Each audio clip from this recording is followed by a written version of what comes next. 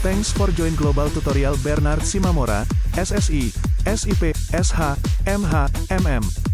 Subscribe, like, and share. Selamat mengikuti. Tutorial Sistem Kepartaian dan Pemilu. Topik ke-14 dari 50 topik. Partai politik di negara-negara maju, bagian pertama. Partai politik adalah entitas baru dalam kehidupan politik di mana pada abad-abad sebelumnya, zaman Yunani kuno misalnya, tidak pernah dikenal. Sebagai sebuah entitas baru, partai politik lahir dan tumbuh di negara-negara barat atau dalam konteks ini dapat disebut dengan istilah negara-negara maju. Merujuk pada kelahirannya, partai politik pertama kali muncul di Inggris Raya pada akhir abad ke-18.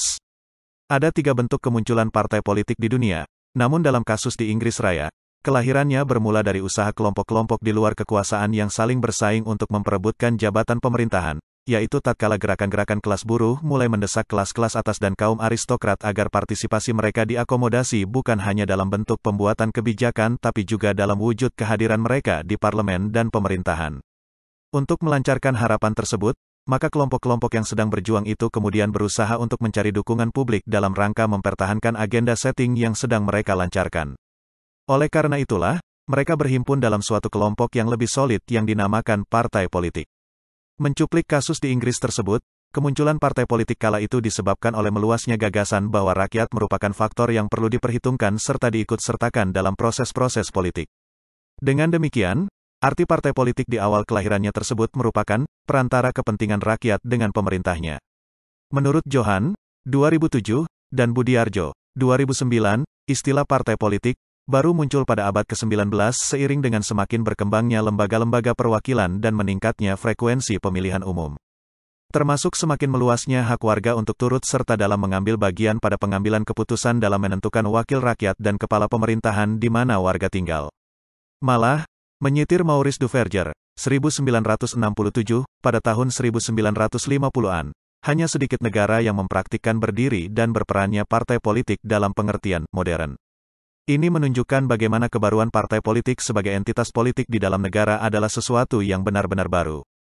Pertanyaannya, apa yang maksud dengan praktik partai politik modern? Duverger, 1967, menjelaskan, partai politik modern memilah secara pasti alur pendapat, kelompok rakyat, masyarakat yang dikategorikan secara berbeda atau terpisah menurut aliran filsafat, atau ideologi, mereka masing-masing. Memang ada kelompok-kelompok di dalam parlemen, tetapi kelompok ini belum merupakan partai dalam arti yang sesungguhnya. Sebab, pada permulaan perkembangannya, di negara-negara barat itu, kegiatan politik mulanya dipusatkan pada kelompok politik dalam parlemen. Kegiatan ini mula-mula bersifat elitis dan aristokratis, mempertahankan kepentingan kaum aristokrat terhadap tuntutan-tuntutan raja. Namun, dengan semakin meluasnya hak warga, maka kegiatan politik pun berkembang di luar parlemen melalui pembentukan panitia-panitia pemilihan yang mengatur pengumpulan suara para pendukung menjelang masa pemilihan umum. Oleh karena dirasa perlu memperoleh dukungan dari berbagai golongan masyarakat, kelompok-kelompok politik dalam parlemen lambat laun berusaha mengembangkan organisasi massa. Tujuannya untuk menjalin hubungan yang intensif dan terus-menerus antara kelompok-kelompok tadi dengan panitia pemilihan yang sehaluan dan sepaham sehingga lahirlah apa yang kemudian kita kenal sekarang dengan nama partai politik. Sementara itu, di tengah masyarakat terdapat berbagai kelompok yang terpolarisasi menurut bidangnya masing-masing seperti ekonomi, filsafat, budaya, hukum, filantropi, dan lain sebagainya, yang tumbuh berdasarkan latar belakang profesi dan kepentingan. Akibat semakin meluasnya hak warga untuk terlibat langsung dalam kehidupan politik, menyebabkan mereka turut aktif dalam kehidupan politik kenegaraan sehingga kelompok-kelompok yang berbeda bidang itu pun berubah bentuk dan menyatukan dirinya menjadi partai politik. Dalam konteks pembentukan partai, Duverger mengemukakan konsepnya tentang genesis of political parties ke dalam 2 kriteria, yaitu, partai yang lahir di dalam parlemen, parliamentary origin, dan partai yang lahir di luar parlemen, extra parliamentary origin. Berdasarkan uraian singkat Duverger tersebut, partai politik hanya dikenal sebagai penghubung antara rakyat dengan pemerintah, namun dalam perkembangannya kemudian partai politik berhasil mengidentifikasi fungsi-fungsinya sebagai sarana komunikasi politik, seleksi politik, agregator kepentingan, artikulator kepentingan, pengatur konflik, dan lain sebagainya. Pertanyaannya sekarang, bagaimanakah peran dan aktivitas partai politik di negara-negara maju? Apakah ada persamaan peran antar partai politik di negara-negara maju? Ataukah ada perbedaan-perbedaan di tiap negaranya?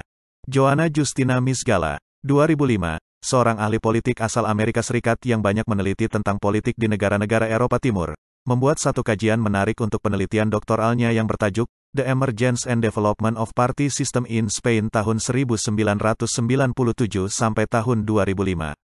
Kajiannya membahas tentang keberadaan partai politik di Spanyol dan hubungannya dengan banyak hal, terutama fungsi partai, kepemiluan, dan birokrasi.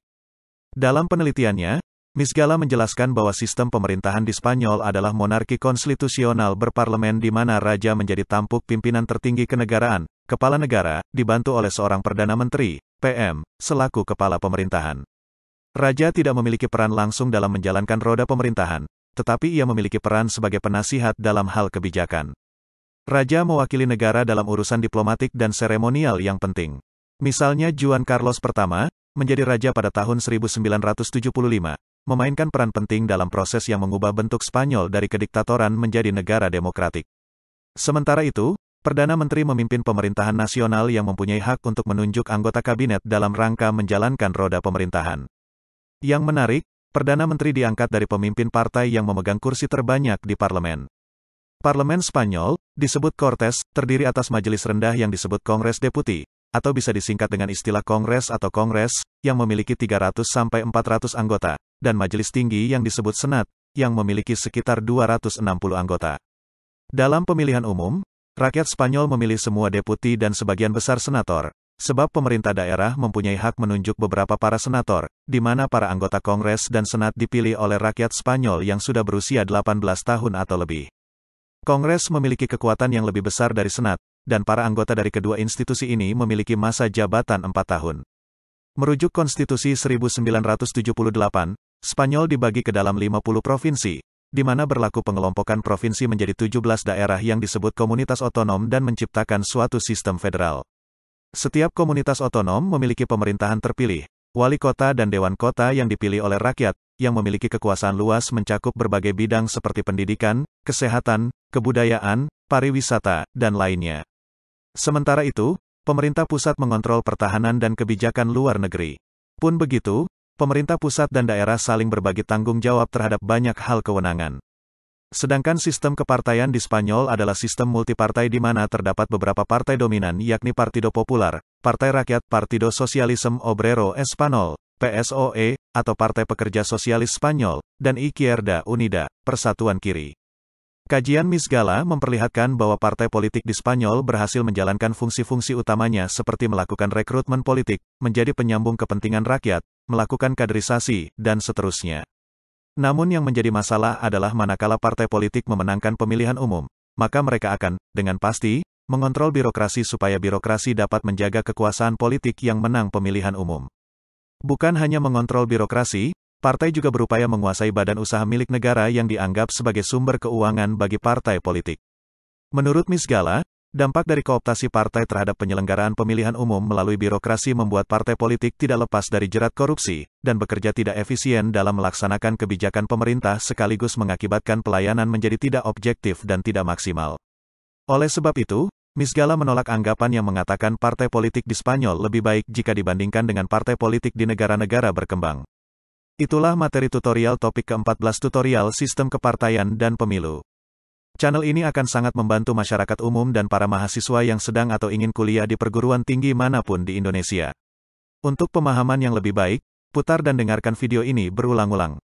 Subscribe dan like, agar Anda mendapatkan update tutorial lainnya. Bagikan juga link video ini, agar teman lain juga mendapatkan manfaat channel ini.